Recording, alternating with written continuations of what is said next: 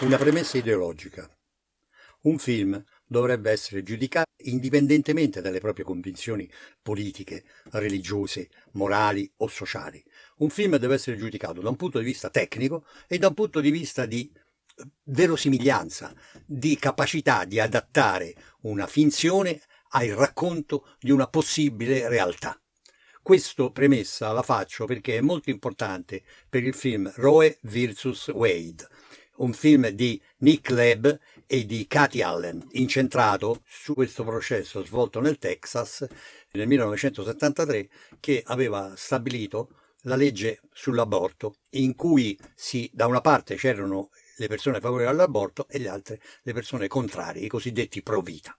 Ora, il nucleo del film, al di là delle polemiche che nascono su questi due fronti opposti, ha in realtà un valore, secondo me, di assoluto documentarismo.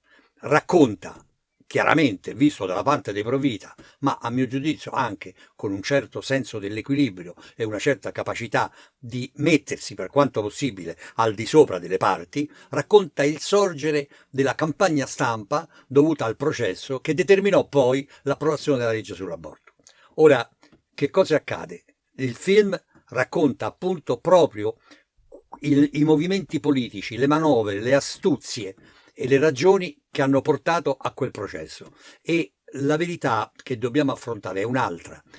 Quale valore ha una legge che è stata approvata sull'onda di una campagna di stampa e di opinione di massa generata da un movimento di opinione alla base del quale c'erano, perché molti degli autori di questa campagna poi si sono ricreduti e hanno sconfessato la loro stessa origine, quindi che era motivata da astuzie politiche e stratagemmi?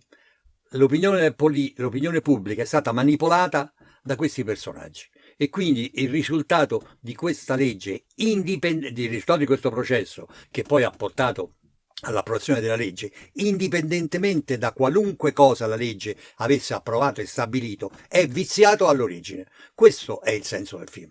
Che poi questa legge sia favorevole all'aborto e quindi venga praticamente il film attaccato da coloro che sono favorevoli all'aborto e quindi non accettano che il film denunci certe situazioni che hanno portato all'approvazione della legge, o al contrario, che il film, siccome è un film contro la legge dell'aborto, esalti certe posizioni, diciamo così, fra virgolette, conservatrici. Questo non significa che Nick Leb e Katy Allen non abbiano il diritto di esprimersi, non abbiano il diritto di fare il film e non abbiano il diritto di proclamare quella che è la loro verità.